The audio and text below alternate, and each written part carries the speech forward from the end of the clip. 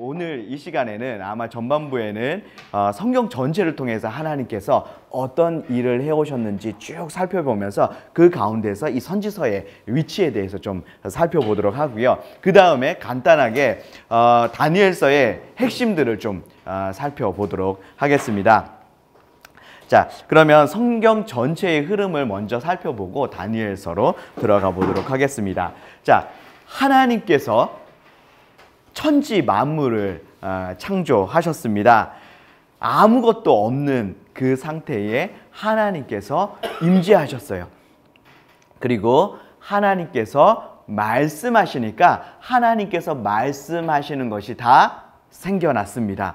자, 하나님께서 무언가를 계획하시고 그것을 말씀하시니까 말씀하신 그대로 이루어졌죠. 이것을 다른 말로 표현하면 하나님의 통치가 이루어졌다. 하나님께서 무언가를 계획하시고 말씀하셨는데 말씀하신 그대로 다 이루어지니까 하나님의 통치가 이루어졌다. 이렇게 표현할 수 있을 것 같습니다. 자, 하나님께서 임재하셔가지고 하나님이 말씀하셨는데 하나님이 말씀하신 그대로 다 이루어지니까 하나님께서 되라 있으라 했는데 그대로 되었더니 하나님께서 그것을 보시면서 좋았더라. 토브라고 말씀하셨습니다. 자, 토브의 의미가 뭐냐 하면요. 좋다라는 의미가 있고요. 그 다음에 마음에 든다라고 하는 그런 의미가 있습니다. 그 다음에 선하다라는 의미가 있죠. 자, 그러니까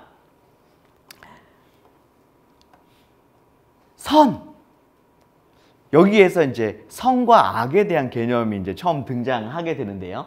뭐가 선이고 뭐가 악이냐라고 하는 겁니다. 자, 하나님께서 말씀하시고 하나님의 그 말씀 그대로 이루어지는 게 뭐라는 거예요? 선이다라고 하는 겁니다. 하나님께서는 무언가를 계획하시고 말씀하셨는데 그 하나님의 말씀 그대로 이루어지는 것, 하나님의 통치가 그대로 이루어지는 것, 그것이 선이다라고 하는 거고요. 그렇게 그것이 이루어질 때 하나님께서는 그게 마음에 든다, 좋다라고 말씀하신다라고 하는 겁니다. 자, 그러니까 선과 반대되는 것이 악이겠죠. 그러면 악은 뭡니까? 하나님이 원하시지 않는 것, 하나님이 기뻐하시지 않는 것, 그리고 하나님의 말씀대로 되어지지 않는 것, 그것이 바로 악이다라고 할 수 있는 거죠. 제가 대학생 훈련을 이제 시켰었는데 UDTS 이제 학교장으로 있을 때 학생들이 이런 질문들을 합니다. 간사님, 이게 죄입니까? 아닙니까? 이거 성경에 없지 않습니까? 시작 성경에도 없고 구약의 율법에도 어디에서도 찾아볼 수 없는데 이게 죄입니까? 성경에 없으니까 죄가 아니지 않습니까? 성경에서 야동 보지 말라는 얘기 없지 않습니까? 뭐 이런 식으로 얘기를 해요. 자, 제가 말씀드리고 싶은 것은 성경에 이게 있느냐 없느냐가 이제 선과 악을 나누는 기준이 아니라 하나님이 그걸 좋아하시냐 기뻐하시냐 아니면 하나님이 싫어하시냐, 그게 선과 악의 기준이 된다라고 하는 겁니다. 여러분, 율법은 분명히 하나님의 성품, 하나님의 마음, 하나님의 가치를 담고 있습니다. 하지만 율법 속에는 하나님의 마음, 하나님의 가치, 하나님의 성품이 담겨 있긴 하지만 율법이 모든 하나님의 마음, 가치, 성품을 다 드러낼 수는 없다고 하는 거죠. 자, 그리고 시내산과 모압 평지에서 이스라엘 백성에 주신 613가지의 율법은 절대법이 아니라 상황법입니다. 상황법은 상황이 바뀌면 법도 바뀌게 되어 있죠. 자, 지금부터 이제 수천 년 전에 주어진 그 율법, 지금 시대도 바뀌었고 장소도 바뀌었어요. 그러면 그 상황법을 오늘날 이 시대에 바로 그대로 적용할 수 없다고 하는 겁니다. 자, 시대가 많이 안 바뀌었을 때도 레위기법 레위기법하고 신명기법이 달라지는 것을 보게 돼요. 레위기법은 시내산에서 주어졌죠. 그래서 성막을 만들고 나서 성막 가운데 하나님의 영광이 확 임하니까 모세가 그 성막에 들어가지 못하고 그 성막 앞에 서 있을 때 하나님께서 말씀해 주신 내용이다라고 하는 겁니다. 그래서 시내산에서 모세가 그 율법을 받았어요. 그래서 그리고 이제 광야 생활을 해야 되니까 레위기법은 광야 생활하기 전에 주어진 법이라고 하는 거고요. 신명기는요, 이제 모압 평지에 모여가지고 이제 가나안 땅에 들어갈 거예요. 가나안 땅에 들어가면 정착해서 살아야 되는 거죠.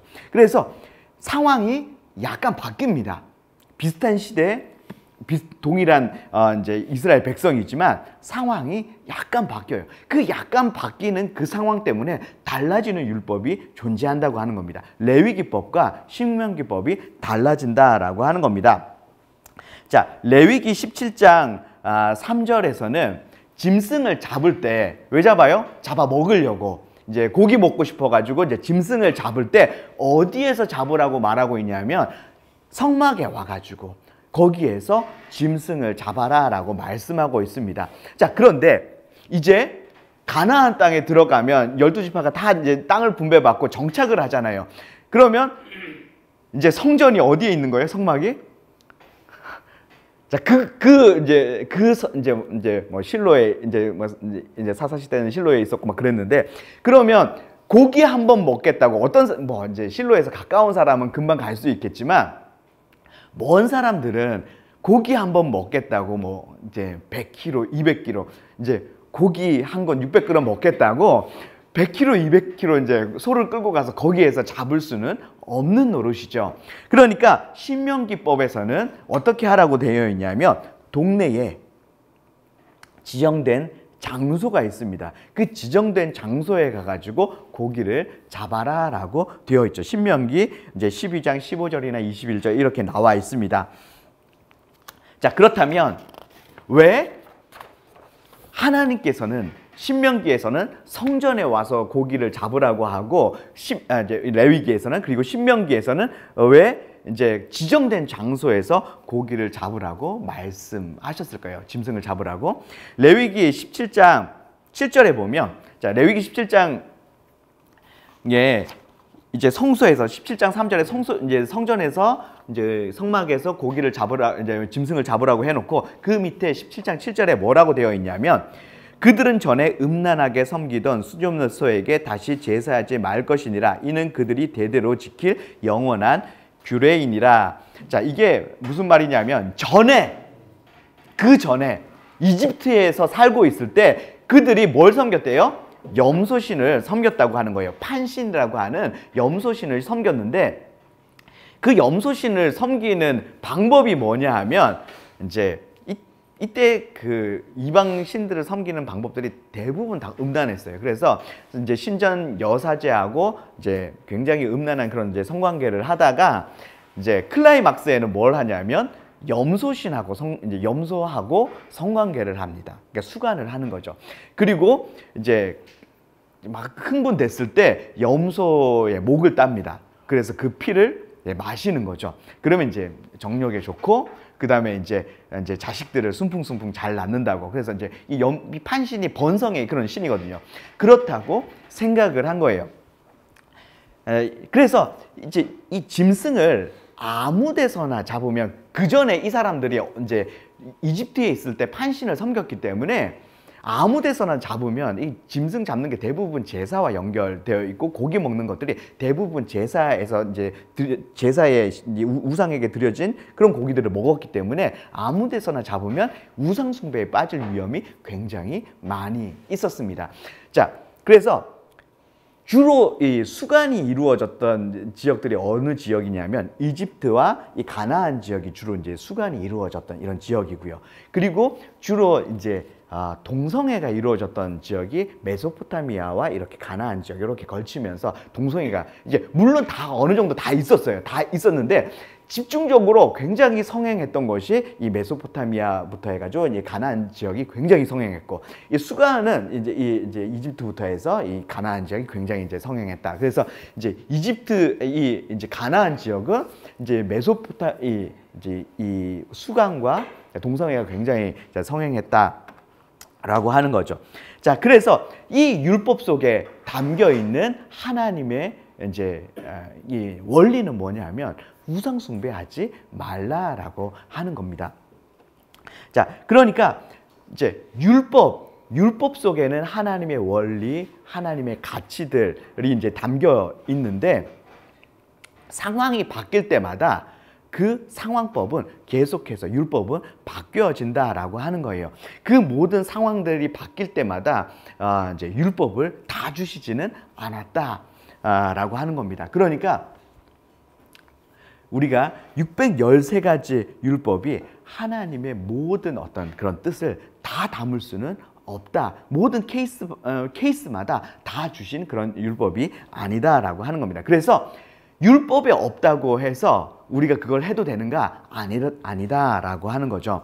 그 다음에 율법은 굉장히 이제 하나님의 기준이 하나님의 선의 가치가 이 정도 된다면 굉장히 낮은 수준으로 주신 것이 율법이다라고 하는 거예요. 그래서 신명기에 보면 신명기 24장 1절에 보면 아내에게 수치되는 일이 발견되면 이혼 증서를 써주고 이혼하라고 했습니다. 자, 마태복음 5장 32절과 19장 4절에서 6절 말씀에 보면 예수님께서는 이혼하지 말라고 말씀하시거든요. 그러니까 신명기에서는 분명히 이혼 증서를 써주고 이혼하라고 했는데 예수님께서는 이혼하지 말라고 말씀하시는 겁니다. 그러니까 율법학자들이 이제 바리새인들이 예수님께 찾아와서 모세는 이혼 증서를 써주고 이혼하라고 했는데 왜 당신은 이혼하지 말려고 그러냐 이렇게 하니까 하나님께서 이제 이 모세를 통해서 이혼 증서를 써주고 이혼하라고 하는 것은 너희들의 완악함 때문이다. 너희들이 악하기 때문에 최소한의 이제 규제를 준 거다라고 하는 거죠. 하지만 내가 밝히 말하지만 하나님의 진짜 본래 마음은 이혼하지 않는 거다라고 예수님께서 말씀해 주시는 겁니다. 그러니까 율법이 어떻다는 거예요? 하나님의 이제 어떤 뜻은 이만큼 높아요. 하나님의 선의 기준이 이만큼 높지만 너희들이 수준이 안 되기 때문에 굉장히 최소한의 어떤 기준을 제시해줬다라고 하는 겁니다. 그래서 율법 그대로 순종한다 할지라도 하나님이 원하시는 그 기준에 못 미친다라고 하는 겁니다. 자, 마태복음 5장 28절에 눈에는 눈, 이에는 이제 이런 이제 내용이 나오는데 이게 출애굽기 21장 24절과 레위기 24장 20절 말씀을 인용한 겁니다.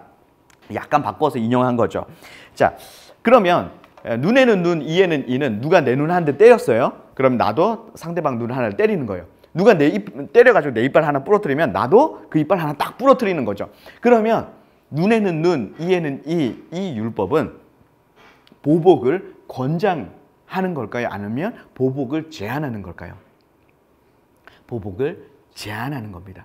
자, 내가 눈 한 대 맞으면 내가 상대방 눈 한 대만 때리고 싶겠어요? 아니면 막 때리고 싶겠어요? 막 때리고 싶죠. 그게 사람의 마음이에요. 누가 내 이빨 하나 부러뜨리면 나는 어떻게 하고 싶겠어요? 몽창 막 다 부러뜨리고 싶은 거죠. 그게 사람의 마음이라고 하는 거예요. 근데 하나님의 마음은 보복하지 않는 게 하나님의 마음이지만 네가 정하고 싶으면 네가 맞은 것까지, 네가 당한 것까지만 해라라고 하는 보복을 제한하는 그런 율법이다라고 하는 겁니다. 자, 하나님께서 이제 이 모세를 통해서 이 율법을 주셨지만, 자, 예수님께서 이 율법 속에 담겨 있는 본래 하나님의 뜻이 무엇인지 말씀해 주시면서 이 예를 듭니다. 자, 오른뺨을 누가 치면 왼뺨도 돌려대라라고 말씀하고 있는 거죠. 자, 오른뺨을 어떻게 칠 수 있겠어요? 자, 오른손잡이가 상대방의 오른뺨을 때리려면 어떻게 해야 되겠어요? 돌려쳐야 됩니다. 자, 손등으로 돌려쳐야 되는 거죠. 유대인들에게 있어서 손등으로 이제 돌려치는 건 굉장히 모욕을 주는 거거든요. 모욕적인 행동입니다. 그래서 이제 이 벌금도 훨씬 셉니다.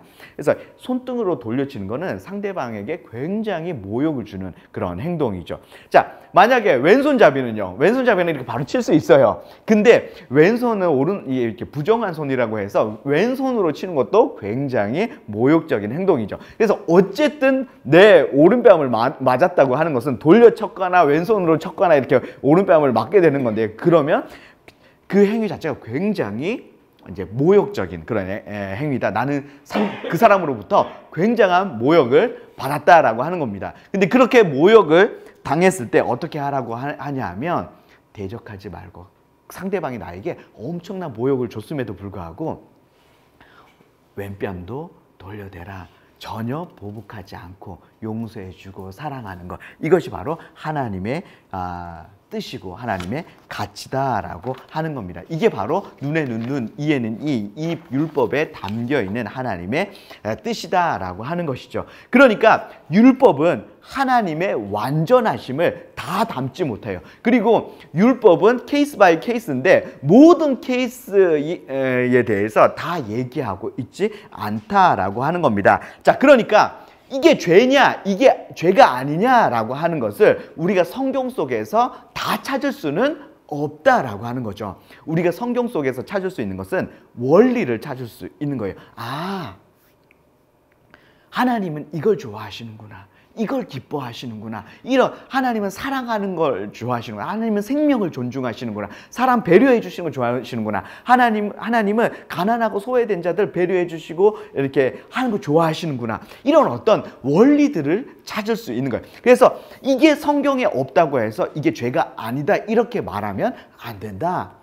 성경에서는 그 율법을 통해서 우리가 알 수 있는 그 원리, 하나님의 마음, 하나님의 성품, 하나님이 어디에 가치를 두고 계신지 그 가치를 알아가지고 그 가치를 우리의 삶에 적용해야 된다라고 하는 것이죠. 자, 하나님께서 이제 원하시는 것, 뜻하시는 것을 말씀하셨고 그 말씀 그대로 이루어졌을 때 토부, 선하다, 마음에 든다라고 말씀하셨습니다. 자, 그러니까 하나님께서 온 세상을 창조하실 때 아무것도 없는 세상 가운데 하나님이 임재하시고 하나님께서 말씀하셨어요. 그러니까 하나님께서 말씀하시는 그대로 이 땅에 모든 것들이 다 이루어졌습니다. 그걸 바라보시면서 하나님이 좋다, 선하다라고 말씀하셨고요. 그리고 나서 안식이 찾아왔습니다. 자, 성경에서 가장 중요한 개념 중에, 구약의 가장 중요한 개념 중에 하나가 뭐냐 하면 바로 안식이라고 하는 개념입니다. 안식이 뭐냐? 하나님의 임재와 하나님의 통치가 있는 곳에 뭐가 오냐 하면 안식이 온다라고 하는 겁니다. 자, 하나님의 다스림, 하나님의 임재가 있을 때 뭐가 오냐면 안식이 옵니다. 그런데 하나님의 이 다스림을 받아야지 하나님의 임재도 있고 통치도 있는데, 자, 아담이 하나님의 통치를 거부하는 일이 발생하죠. 그래서 하나님의 통치를 거부하면 뭐가 일어나냐면 하나님의 임재도 사라지고 임재가 떠나고 안식도 깨어집니다. 자, 그래서 지금은 이 세대는 사단이 죄와 죽음으로 통치하는 시대인데요. 근데 이제 선지서들에 보면 계속해서 메시아에 대해서 예언을 하고 있거든요. 그래서 메시아가 오시면 하나님의 임재와 통치를 회복시키는 것에 대해서 계속해서 말씀하고 있습니다. 그러니까 유대인들이 어떤 생각을, 이제 이 선지서들을 쭉 공부하면서 어떤 생각을 가졌냐면, 언제 하나님의 임재와 통치가 회복되냐? 그래서 안식이 다시 이루어지냐? 메시아 그분이 오시면 하나님의 임재가 이루어지고 하나님의 통치가 이루어져서 안식이 이루어지는 그때가 되겠다라고 한 겁니다. 자, 그래서 유대인들이 이때를 줄여가지고 뭐라고 얘기했냐면 오는 세대. 그래서 유대인들은 오는 세대라고만 해도 거기에 어떤 의미가 있는 거예요? 메시아가 오셔가지고 하나님의 임재와 통치를 이루어서 안식이 이루어지는 그런 때를 말하는 겁니다. 그래서 그때의 삶, 그 안식을 누리는, 메시아가 오셔서 하나님의 임재와 통치를 이루어서 안식을 누리는 그 삶에 대해서 오는 시대의, 오는 세대의 삶, 이런 식으로 표현을 했다라고 하는 거예요. 그래서 유대인들은 오는 세대의, 오는 시대의 삶 이렇게만 얘기해도 무슨 의미인지 다 알았다라고 하는 겁니다. 그거를 헬라어로 번역할 때 뭐라고 번역했냐면 세대들의 생명이라고 번역을 했고요. 그 다음에 이 세대들의 생명이라고 하는 헬라어를 영어권에서는 어떻게 번역했냐면 The Eternal Life, Everlasting Life로 번역을 했습니다. 그리고 중국과 우리나라와 같은 한자 문화권에서는 이것을 다시 영생이라고 번역을 했죠. 그러니까 영생이 뭐냐? 단순히 죽지 않고 영원히 사는 게 영생이 아니다라고 하는 겁니다. 우리는 죽든지 우리가 예수님 죽어가지고 예수님 믿든지 믿지 않든지 어차피 우리는 영생하는 존재예요. 예수님을 믿으면 천국에서 영생하고요. 예수님 믿지 않으면 지옥에서 영생하게 되겠죠.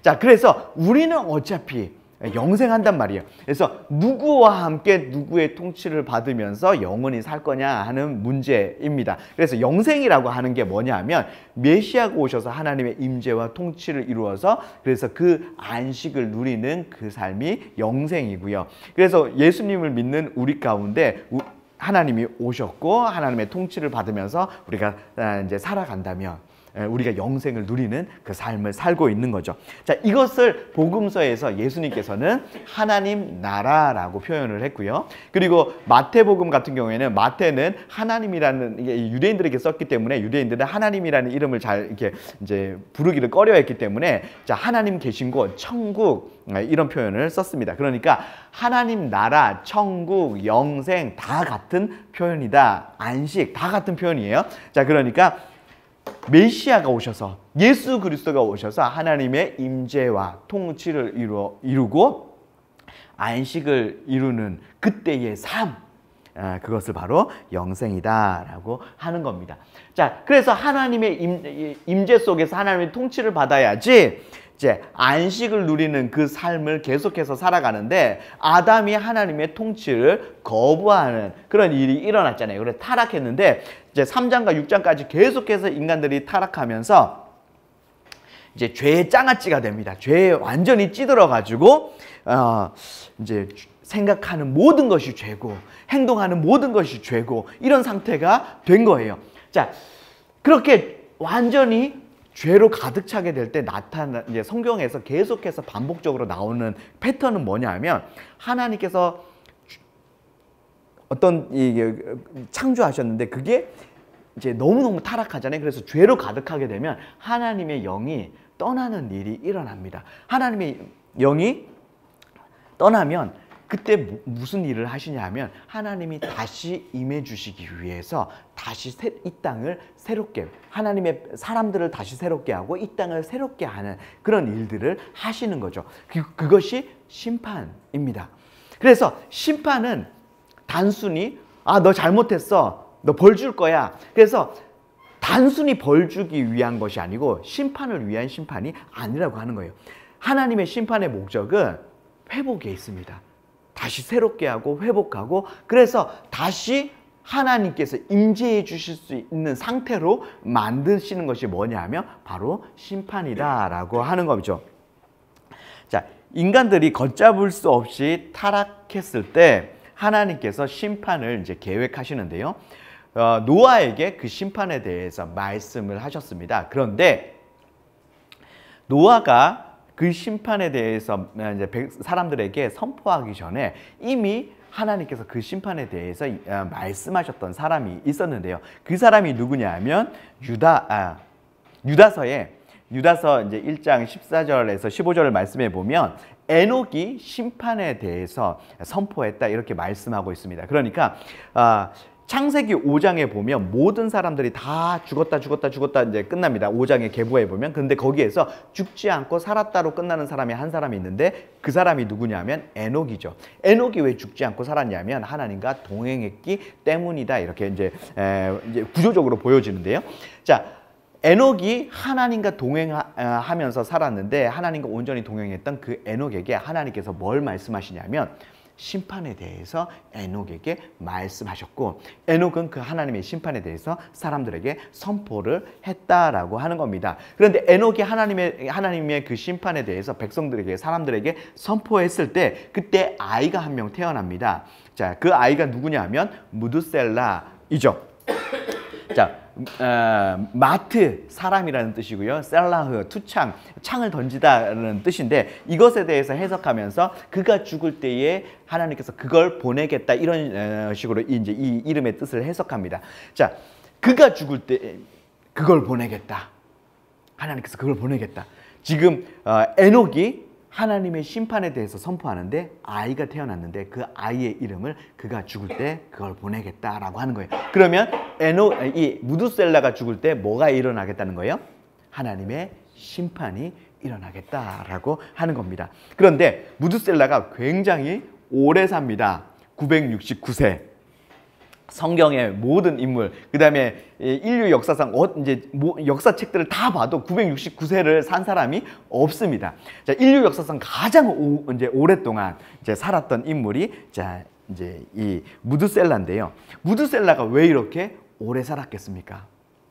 하나님께서 그렇죠. 심판을 연기하시는 거예요. 계속해서 기다려 주시는 거예요. 돌아와라, 돌아와라, 돌아와라. 내가 기다리고 있다. 너희들 돌아올 때까지 내가 기다리겠다. 하나님께서 계속해서 기다려 주시는 거예요. 그리고 두 번째 이유는 뭐냐 하면 하나님께서는 이 심판하시는데 이게 심판이 단순한 심판이 아니라 하나님께서 회복하시는 일이에요. 하나님께서 이 땅을 다시 새롭게 회복하시고 구원하시는 일인데 하나님께서 이 땅을 회복하실 때마다 하나님 혼자 하시지 않고 반드시 사람과 함께 일하십니다. 그런데 하나님께 온전히 순종하는 사람, 하나님과 동행하고 하나님께 온전히 순종하는 사람을 통해서 그 일을 하신다라고 하는 겁니다. 노아를 보면 그 노아의 특징을 보니까 하나님께 온전히 순종하는 사람이에요. 노아가 의로운 사람이다. 그런데 하나님께서 말씀하셨는데 하나님 말씀하시는 그대로 했다. 노아는 의로운 사람이다. 하나님께서 말씀하셨는데 그대로 했다. 이게 이제 뭐죠?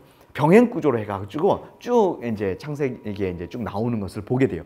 그러니까 노아의 특징이 뭐냐? 노아에 대해서 이제 의로운 사람이라고 평가하는데 그 이유가 뭐냐 하면 하나님께서 말씀하신 그대로 순종했기 때문이다라고 하는 겁니다. 이렇게 하나님께 온전히 순종하는 의로운 사람 노아를 통해서 하나님께서 뭘 하시냐면 다시 이 땅을 회복하시는 일들을 하셨다라고 하는 겁니다. 그러니까 하나님께서 969년 거의 1000년 가까이를 기다리셨는데 이 사람들이 하나님께서 등 돌리고 떠나갔던 사람들이 하나님께로 돌아오기를 기다렸고 두 번째는 다시 이 회복의 일들을 하는데 그 하나님과 함께 동역할 그 믿음의 사람 노아가 나오기를 기다렸다라고 이제 우리가 볼 수가 있겠습니다.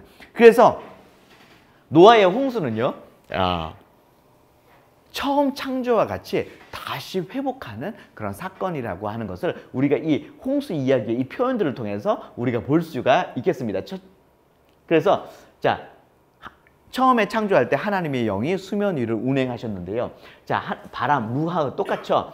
그래서 물로 가득한 세상 가운데 하나님의 영이 운행하십니다. 그러면서 첫째 날, 둘째 날, 셋째 날, 넷째 날, 다섯째 날 나왔던 그 표현들이 자, 홍수 이야기에 굉장히 유사하게 등장하고 있는 것을 보게 되는 거죠. 그러니까 노아의 홍수는 처음 창조와 같이 이 땅을 다시 하나님께서 임재하실 수 있는 그런 상태가 될 수 있도록 다시 새롭게 회복시키시는 그런 사건이었다라고 하는 겁니다. 자, 그래서 하나님께서 회복시켜 놨어요.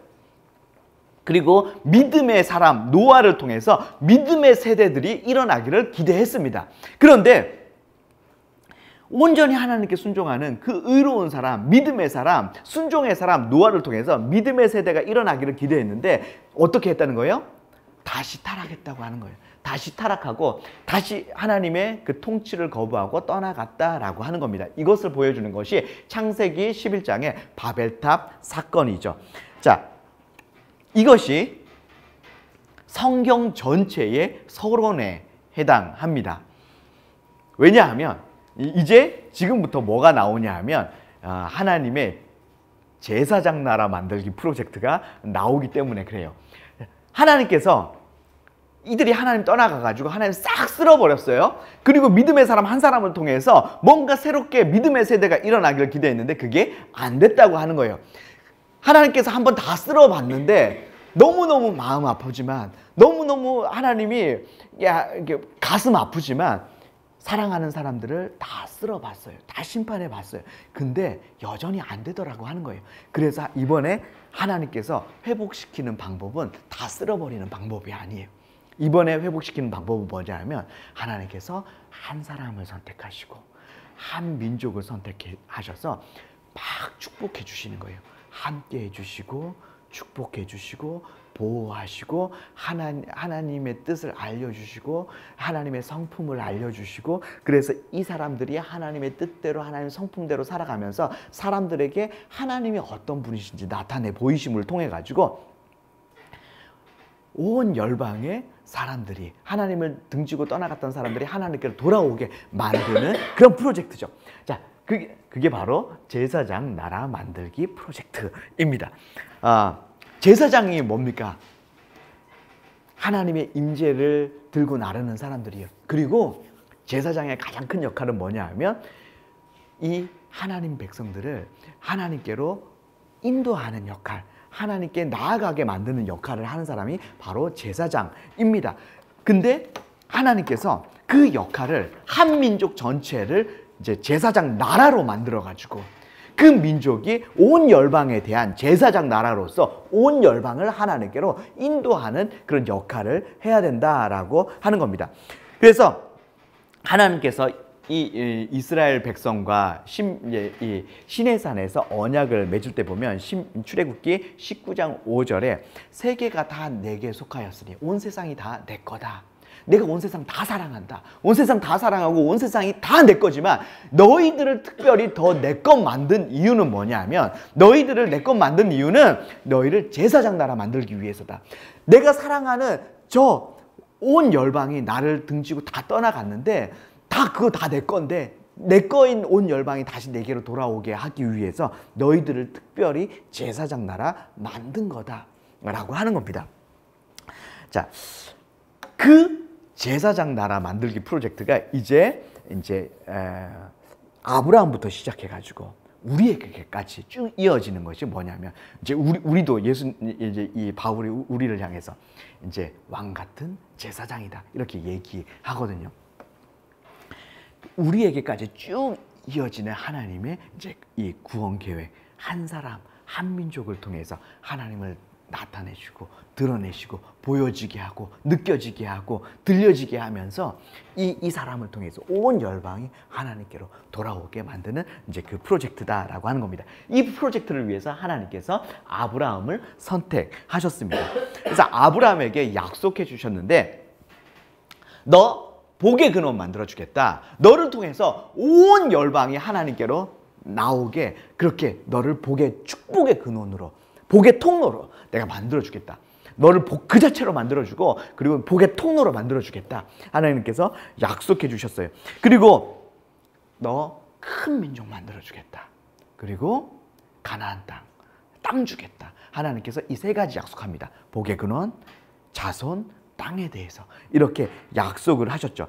그리고 이 자손에 대한 약속은 어디에서 이루어지냐면, 물론 창세기에서부터 계속해서 그 자손에 대한 약속이 계속해서 이루어지면서 출애굽기로 넘어가면 이제 큰 민족, 하나님께서 말씀하셨던 대로 큰 민족이 됩니다.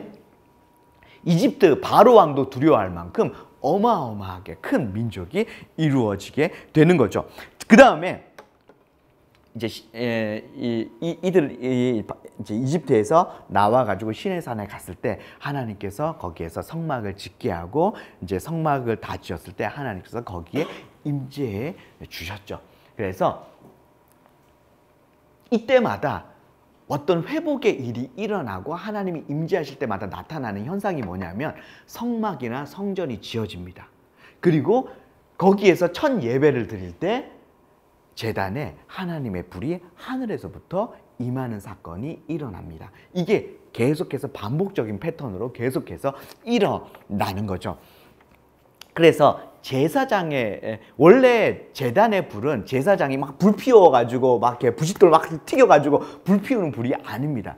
그래서 제단의 불은 하늘에서 하나님이 내려주시는 불이고, 이 제사장은 그 불을 꺼뜨리지 않아야 할 의무가 있는 것이죠. 자, 그래서 하늘의 불이 이렇게 내려오게 되고요.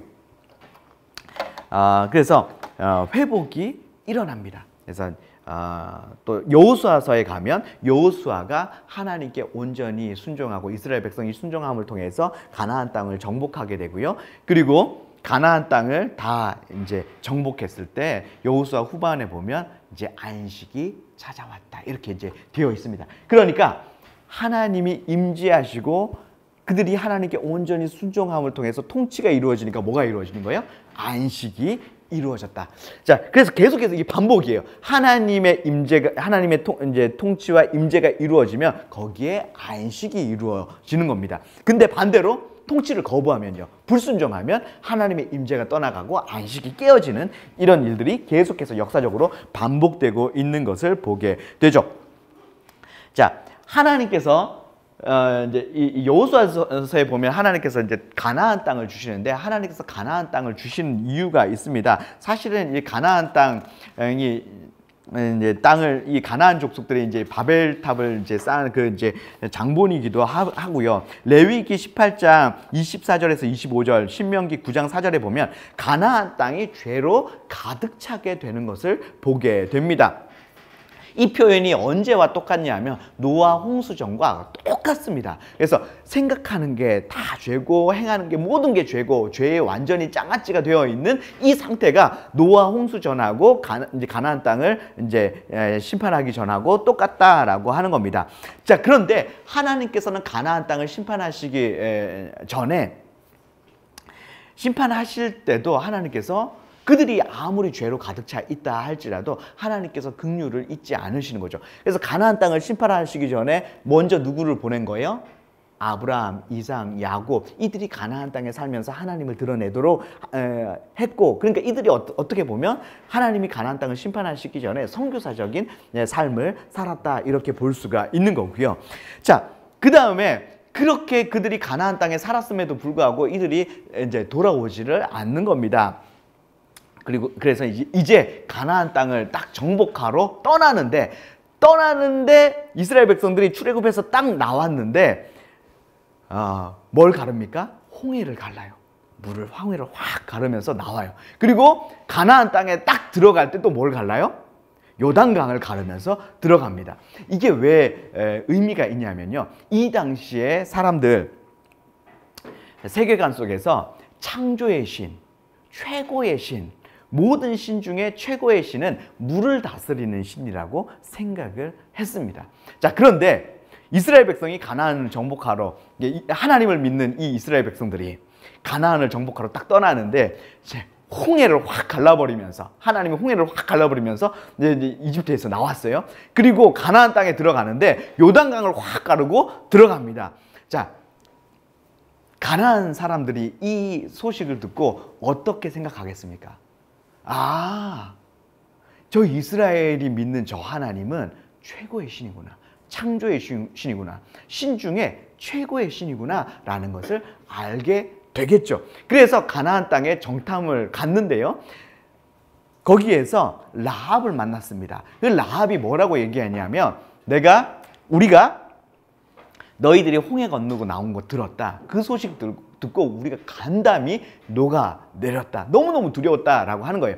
내가 그 소식 듣고 내가 알았다. 위로는 하늘로, 아래로는 땅으로 하나님 같은 신이 없다는 거 내가 알았다라고 하면서 그들에게 뭐라고 하냐면, 너희들이 분명히 여기를 정복할 건데, 왜냐하면 하나님이 너무너무 세니까 참신이기 때문에 그럴 텐데 그때 나 좀 살려달라라고 얘기를 합니다. 이것에 대해서 히브리서 11장 31절에는 라합이 믿음의 행동을 했다 이렇게 얘기하고 있고요. 이렇게 믿음의 행동을 했던 마지막 심판받기 직전이었는데, 이때라도 그 하나님께서 행하신 그 일, 홍해를 가르신 그 일을 듣고 하나님이 참신이구나 라고 하는 것을 깨닫고 믿음을 고백하면서 돌아왔던 라합이 어떻게 됐다는 거예요? 구원받았다라고 하는 겁니다. 그리고 마태복음 1장에 예수님의 족보에까지 이름을 올리게 되었다라고 하는 겁니다. 자, 사실 신명기 7장 1절에서 3절 말씀에 보면 이스라엘 백성들에게 가나안 땅에 들어가면 가나안 족속들하고 언약을 맺으라고 그랬어요? 맺지 말라고 그랬어요? 맺지 말라고 했어요. 그리고 특별히 여리고성은 자, 가나안 정복하는 첫 성이기 때문에 하나님께 첫 열매 드리고 첫 새끼 드리는 것처럼 여리고성은 이 첫 성이었기 때문에 완전히 하나님께 제사처럼 헤렘 완전히 진멸시켜서 하나님께 제사로 드려야 하는 그런 성이었습니다. 그런데 그런 성, 진멸시켜야 되는 그 성에서 라합을 살려줬어요. 그리고 어떤 언약도 맺지 말라고 했는데 라합과 살려주겠다고 언약을 맺었습니다. 그럼 이거 하나님 말씀 어긴 거 아닌가? 자, 법에는 헌법이 있고 실정법이 있어요. 실정법보다 더 높은 법이 뭐예요? 헌법입니다. 더 목적에 대해서 얘기하고 있는 거예요. 더 높은 원리에 대해서 얘기하고 있는 겁니다. 자, 하나님께서 가나안 땅 왜 정복하라고 하는 거예요? 거기에서 제사장 나라 만들어서 제사장 나라 만드는 목적이 뭐예요? 이방인들 하나님께 돌아오게 하기 위해서. 그래서 이방인들 하나님께 돌아오기 위해서 지금 하나님 나라 샘플을 가나안 땅에 만드는 거예요. 그러면 그 이 하나님 나라 만드는 목적이 뭐라는 거예요? 이방인들 돌아오게 하기 위해서. 근데 이방인이 돌아오고 있잖아요. 진짜 하나님의 목적에 부합하는 거다라고 하는 겁니다. 그리고 하나님께서 지금 홍해 가르고 요단강 가르면서 들어가는 이유가 뭐예요? 지금이라도 회개하고 돌아오면 내가 받아주겠다, 용서해주겠다라고 하는 건데 거기에 부합했다고 하는 거예요. 그러니까 더 높은 하나님의 진짜 본래 궁극적인 목적에 지금 부합했기 때문에 자, 이 라합을 살려주는 것이 오히려 더 하나님의 뜻이었다라고 이렇게 보시면 되겠습니다. 사실 룻도 같은 케이스거든요. 자, 룻이 여호와의 총회에 들어올 수 없는 저주를 받은 민족이 이 모압 족속이거든요. 근데 이 모압 족속이었던 룻이요. 이게 시어머니한테 어머니의 하나님이 내 하나님이 되고 막 그러면서 이제 믿음의 고백을 하잖아요. 그 믿음의 고백을 하니까 그 하나님 백성이 될 수 없는 여호와의 총회에 들어올 수 없는 저주를 받았던 모압 족속이라 할지라도 이 사람이 믿음의 고백을 하니까 나 하나님 믿겠습니다라고 하니까 어떻게 되는 거예요? 하나님 백성 되었다. 그래서 라합처럼 룻도 마태복음 1장에 예수님의 족보에 이름을 올리고 있다. 그 영광을 차지했다. 그 영광을 차지하기에 너무나 이렇게 이방인이죠. 룻도 이방인이죠. 이 라합도 이방인이죠. 이 사람 라합은 창녀였어요. 이제 그리고 둘 다 이렇게 하나님께서 하나님의 백성 될 수 없는 이제 그런 조건들이었는데요. 이들이 믿음을 고백하니까 나 하나님 믿겠습니다라고 하니까 예수님의 족보에까지 이름을 올리는 이런 영광을 얻었다라고 하는 겁니다. 그러니까 예수님은 이런 사람들의 구원자가 되시는 거죠. 이렇게 저주받은 사람, 도저히 이렇게 소망 없는 사람, 이런 사람들의 이들이 주님에 대한 믿음을 고백하면 어떤 사람이든지 다 하나님의 백성, 하나님의 자녀가 될 수 있음을 이 마태복음 1장의 족보에서 보여준다라고 하는 거죠. 사실 기브온 족속도 똑같습니다. 기브온 족속도 이제 막 이스라엘이 막 몰고 들어오니까 기브온 족속이 우리 이러다가 끝장나겠다 싶어가지고 이제 멀리서 온 것처럼 이제 속이잖아요. 여호수아 속여가지고 그래서 이제 우리 제발 살려서 당신의 이제 종이라도 되게 해달라고. 이게 이렇게 한 게 사실 믿음의 고백이에요. 하나님이 참신이라는 거 알았어요. 우리는 도저히 상대 안 된다는 거 알았어요. 그래서 제발 이제 이렇게 우리 종으로라도 있을 테니까 당신 백성 되게 해달라고 하는 거잖아요.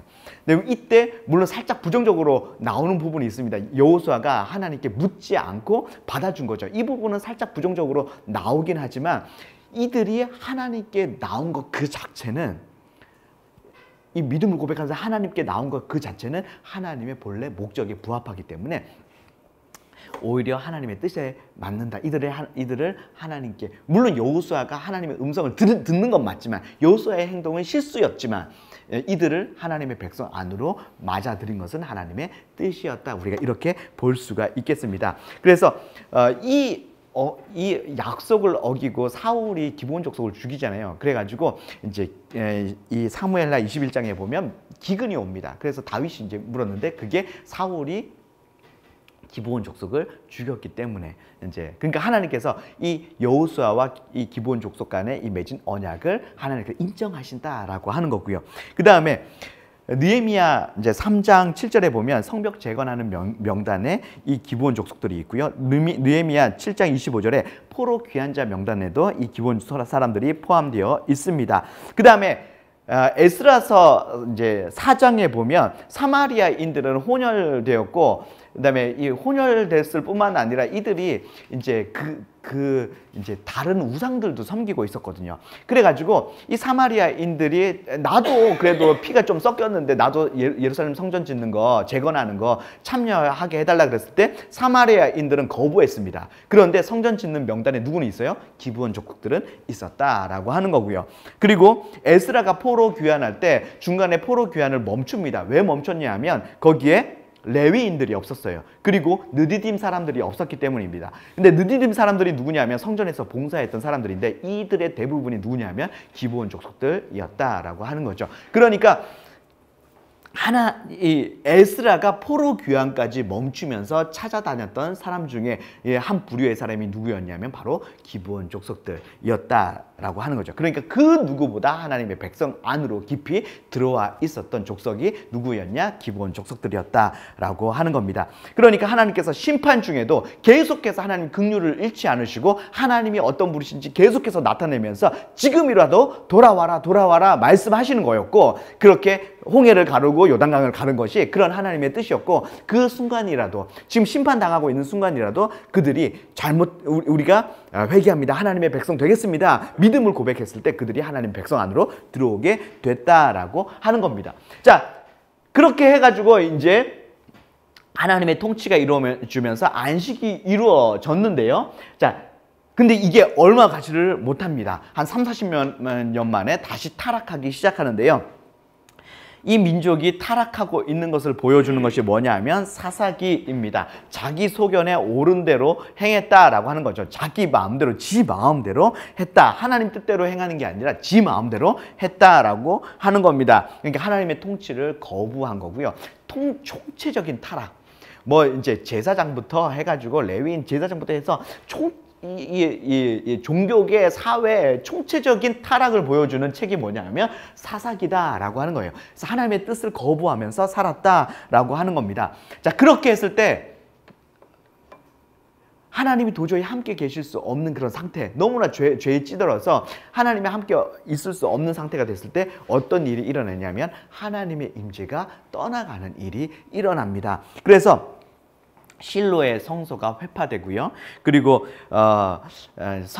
이 언약궤 들고 이제 블레셋과 전쟁에 나갔다가 언약궤 들고 나가면 이길 줄 알고 이제 언약궤 들고 나갔다가 언약궤도 뺏기고, 그리고 엘리 제사장의 손자가 태어났는데 그 손자의 이름이 뭐냐 하면 이가봇, 하나님의 영광이 없다. 그래서 하나님의 영광이 이제 이 사무엘상 초반에 떠나가는 일들이 일어납니다. 그런데 하나님의 영광이 떠나가면 그 다음에 어떤 일이 일어나냐면 하나님이 다시 임할 수 있는 그 상태를 만들기 위해서 하나님께서 다시 회복하시는 일들을 하십니다. 근데 그 회복하시는 일을 누구를 통해서 하시냐면 반드시 믿음의 사람, 하나님께 온전히 순종하는 사람을 통해서 일하신다라고 하는 것이죠. 하나님과 같이 있고 싶어 하는 사람, 하나님과 동행하는 사람, 하나님의 임재를 사모하고 그리고 하나님께서 말씀하신 그대로 순종하는 사람을 통해서 하나님께서 그 회복의 일들, 하나님의 그 구원의 일들을 해가신다라고 하는 겁니다. 그래서 사무엘서는 하나님께서 어떤 사람과 함께 하나님께서 회복의 일을 하시는지를 보여줘요. 그래서 엘리 제사장과 그의 아들들과 사무엘을 계속해서 병행으로 계속해서 얘기하면서 하나님이 어떤 사람을 쓰시는가, 엘리 제사장과 그의 아들들은 하나님을 멸시했다. 그래서 이제 성전에서 수종도는 여인과 막 동침하고 제사 드리는 고기를 막 자기 마음대로 뜯어먹고, 그리고 이제 보면 원래 성소에서 밤에 누가 성소 안에서 잠을 자야 되냐면 대제사장과 그의 이제 자식들이 거기에서 잠을 자면서 뭘 하냐면 그 성소 안에 등불이 있잖아요. 그 등불이 꺼지지 않도록 그 등불을 봐야 됩니다. 그런데 자, 일단 대조되는 부분들을 딱 보면 엘리와 그의 자식들은 집에서 자고 자기 처소에서 자고 사무엘이 성소에서 잠을 잤다 이렇게 되어 있습니다.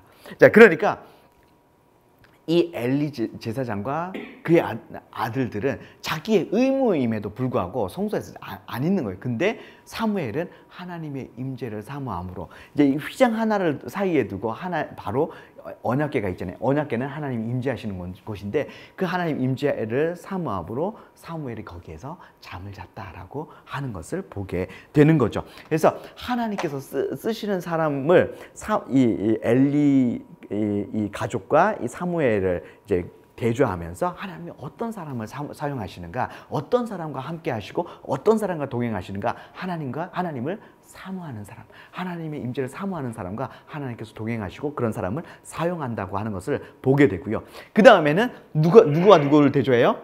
사울과 다윗 왕을 계속해서 또 병행으로 대조를 합니다. 근데 보면요, 사울 왕은 계속해서 하나님께 불순종합니다. 근데 하나님께 불순종하는 이유가 뭐냐면 왜 하나님께서 아말렉 진멸하라고 했는데 왜 진멸하지 않았습니까? 이제 이 사무엘이 묻잖아요. 그러니까 백성들을 두려워갖고 내가 백성들 말 들었어. 그러니까 사울 왕의 특징은 하나님을 경외하는 게 아니라 사람들 두려워하고 상황 두려워해서 계속해서 상황에 의해서 움직이고 사람에 의해서 움직이는, 하나님의 말씀에 의해서 움직이는 게 아니라 사람에 의해서 움직였던 사람이고, 자, 그 말 듣고 사무엘이 속이 천불이 나잖아요. 그래갖고 가버리려고 그러는데 사울 왕이 지금 가면 어떡하냐고, 지금 가면 지금 백성들이 날 어떻게 생각하냐고, 백성들 앞에서는 날 좀 높여달라고 그러면서 자기하고 함께 가가지고 자기를 백성들 앞에서 높여달라고 이렇게 이게 이제 잘못했다고 얘기하면 회개하고 하나님 앞에서 울면서 회개해야 되는데 끝까지 사람을 두려워하는 사울 왕의 모습을 보게 되고요. 그 다음에 다윗을 보면요, 다윗은 모든 부분에 있어서 하나님께 묻고 순종하는 것을 보게 됩니다. 사울 왕에게 막 쫓기는 중에도 아기스가 이제 이제 어려움을 당했을 때 하나님께 기도해요. 아기스 도와줄까요? 도와줘라. 도와주고 막 모든 부분에 있어서 계속해서 하나님께 물어요. 블레셋과 전쟁할 때 지금 칠까요? 쳐라. 지금 칠까요? 지금 치지 마라. 멈춰라. 하나님께 모든 것을 묻고 하나님 말씀하시는 것에 순종했다라고 하는 것을 보게 됩니다. 자, 다윗이 언약궤를 예루살렘으로 가지고 올려고 하잖아요. 그때 어떻게 얘기하고 있냐면 사울은 언약궤 앞에서 묻지 않았다. 근데 다윗은 언약궤 앞에서 하나님께 묻기 위해서 언약궤를 가지고 온다라고 하는 겁니다. 그러니까 사울 왕과 다윗의 가장 대조되는 건 뭐냐면 사울은 하나님 앞에서 언약궤 앞에서 하나님께 뜻을 묻지 않았고 다윗은 언약궤 앞에서 하나님의 뜻을 물었다라고 하는 겁니다. 사실 하나님께서는 이스라엘 백성 전체에게 말씀하셨어요. 자, 시내산에서 언약 맺을 때, 자, 이제 쭉 얘기하니까, 자, 너희들 내 백성 되겠냐? 그러니까 백성들이 아멘, 우리 하나님 백성 되겠습니다. 좋습니다. 라고 했을 때 이스라엘 백성들에게 하나님 막 말씀하시니까 좋습니다. 우리가 하나님 백성 되는 건 좋은데 하나님이 우리에게 직접 말씀하시니까 우리 너무 무서워요. 그래서 우리에게 직접 말씀하시지 마시고 저 모세를 통해서 말씀하시고, 우리에게 뭔가 말씀하실 일이 있으면 모세를 통해서 말씀해 주세요. 우리에게 직접 말씀하시니까 죽을 것 같아요. 너무 무서워요. 그래서 그때부터 어떤 형태가 되냐면 하나님께서 뭔가 말씀하실 때 모세를 통해서 말씀하시는 이런 형태가 되었다. 그래서 모세가 하나님께 나아가서 묻고, 그리고 하나님께서는 그 모세에게 말씀하셨다. 근데 모세는 그 하나님의 말씀을 어디서 들었다? 언약궤 앞에서 들었다라고 하는 겁니다. 자, 그러면 언약궤, 지성소 안에 있는 언약궤에는 대제사장이 1년에 하루 들어갔잖아요. 그 하루에 대속죄일 하루 동안 3번 들어갈 수 있었는데요. 근데 모세는 수시로 지성소 안에 들어갔다. 왜냐하면 하나님의 뜻을 묻기 위해서. 그래서 모세는 수시로 들어가고, 그래서 이스라엘의 지도자는 하나님의 뜻을 묻기 위해서 수시로 지성소 안에 들어갈 수 있었다라고 하는 거고요. 자, 그래서 이 다윗도 언약궤 앞에서 하나님의 뜻을 묻기 위해 가지고 그 언약궤를 가지고 오려고 했다. 그래서 하나님께서 회복시킬 때 사용하시는 사람이 누구냐? 하나님의 임재를 사모하고, 그리고 하나님의 말씀을 들으려고 하고 하나님의 말씀에 순종하는 그 사람을 통해서 하나님께서는 항상 회복의 일들 하셨다라고 하는 것을 이제 보게 되죠. 그래서 사무엘과 다윗을 통해 가지고 다시 하나님의 통치가 회복되고 하나님의 임재가 회복되는데, 하나님의 임재와 통치가 회복될 때마다 이때 등장하는 게 뭐냐면 성전이 다시, 성막이나 성전이 생겨납니다. 그래서 솔로몬 성전이 세워지게 되고요. 그리고 솔로몬 성전에서 첫 예배를 드릴 때 또 하늘에서 불이 임하게 되는 일들이 일어났다라고 하는 것을 보게 되죠. 자, 그래서 하나님의 임재와 통치가 회복이 되었는데 다시